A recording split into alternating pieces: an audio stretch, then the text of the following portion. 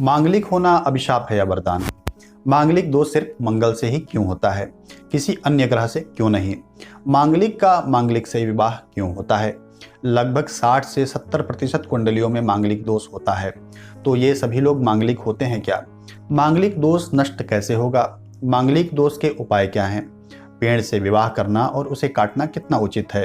इन प्रश्नों के उत्तर इस वीडियो में हम लोग जानेंगे, लेकिन वीडियो को आप पूरा देखें, तभी आपको सही से जानकारी मिल पाएगी, अन्यथा आधे में आपको कंफ्यूजन होगा। नमस्कार।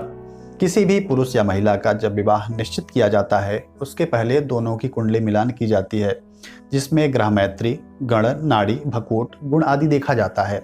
अधिकतर लोग सिर्फ गुण ही मिलाते हैं। कुछ लोग मांगलिक दोष देखते हैं, लेकिन जैसे ही लड़का या लड़की के घर वालों को ये पता चलता है कि मेरा बच्चा मांगलिक है, लोग परेशान हो जाते हैं, जिसके कारण लोग विवाह से पहले कुंडली दिखाने से बचते हैं और नाम से ही गुण मिलाते हैं। समस्या ये है कि उन्होंने समाज में मंगल दोष के बारे में काफ़ी कुछ सुन रखा है, जैसे मंगल दोष वालों का विवाह नहीं होता है या मंगल दोष वाले आजीवन लड़ते झगड़ते रहते हैं। इस तरह की बहुत सारी बेकार की बातें समाज में होती हैं। आपको करना ये चाहिए कि विवाह के पहले दोनों की कुंडली दिखाना चाहिए, जिसमें सबसे पहले ये देखें कि मांगलिक तो नहीं है। मांगलिक होने के लिए कहा गया है कि लग्ने व्यये च पाताले जामित्रे चाष्टमे कुजे कन्या भर्तु विनाशाय भर्तु कन्या विनाशकृत।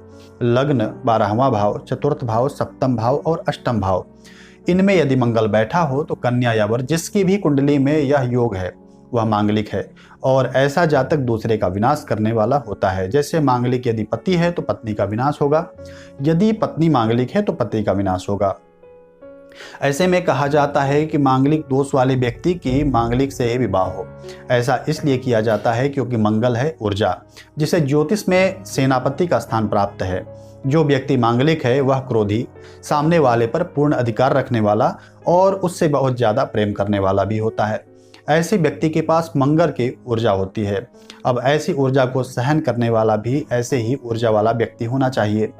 यदि एक मांगलिक है और दूसरा मांगलिक नहीं है तो दोनों आपस में झगड़ते रहेंगे। एक का दूसरे पर आधिपत्य वाला स्वभाव उसे हमेशा परेशान करेगा। इन सब के कारण जीवन तनावपूर्ण रहने लगता है। अन्य भी समस्या होने लगती है। इसलिए कहा गया है कि मांगलिक का मांगलिक से ही विवाह हो, क्योंकि जब दोनों मांगलिक होंगे तब ऐसी समस्या उत्पन्न नहीं होगी।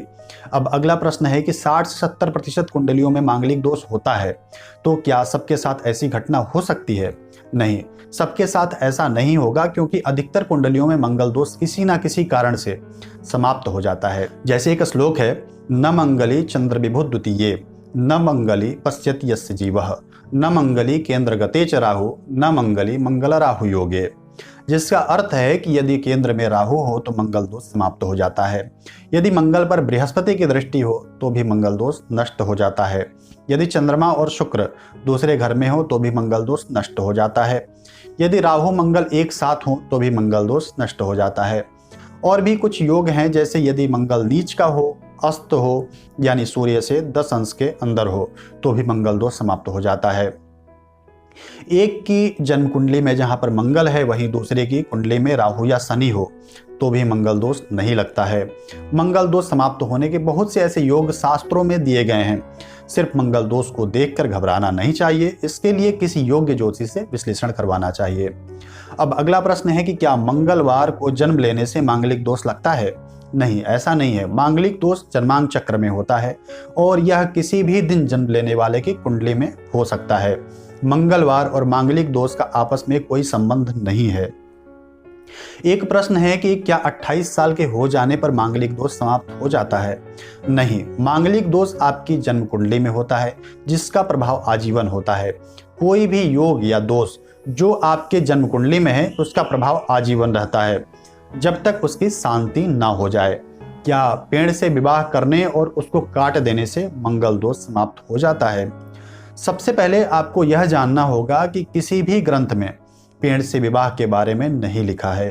शास्त्र में कहा गया है कि यदि कन्या मांगलिक है और उसकी कुंडली में विधवा होने का भी दोष है, यह दोष तब लगता है जब 7वें घर का स्वामी दूसरे घर में चला जाए। यह एक सामान्य नियम है। और भी कुछ सूत्र हैं जिससे विधवा या विधुर होने का योग देखा जाता है।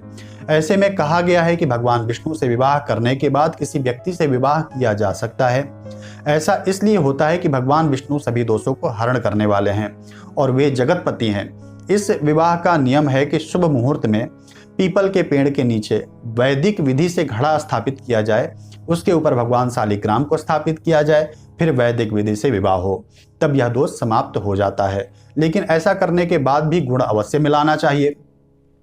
गुण कम से कम 25 होना चाहिए, ग्रह मैत्री मिलना चाहिए, नाड़ी दोष नहीं होना चाहिए। इन सब का ध्यान रखकर फिर विवाह करना चाहिए। और बात रही वृक्ष काटने की, तो एक वृक्ष काटने के बाद जो दोष लगता है वह कभी समाप्त नहीं होता है। वृक्ष काटने वाला बहुत बड़ा दोषी माना जाता है। ऐसे में आप मांगलिक दोष की शांति के लिए पेड़ काटते हैं तो दोष तो समाप्त नहीं होगा, बल्कि आपका दुर्भाग्य और ज्यादा हो जाएगा। और किसी भी ग्रंथ में ऐसा नहीं लिखा है कि मंगल दोष की शांति के लिए या किसी भी दोष की शांति के लिए किसी पेड़ को काटा जाए। वृक्ष को लगाने के बारे में, उसको जल अर्पित करने के बारे में या उसके नीचे दीपक जलाने के बारे में और पूजन के बारे में भी कहा गया है।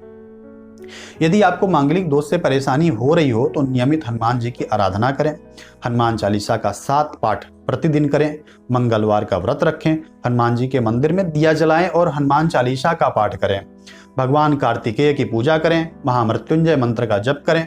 इनमें से कुछ उपायों से भी निश्चित ही मंगल दोष की शांति हो जाएगी।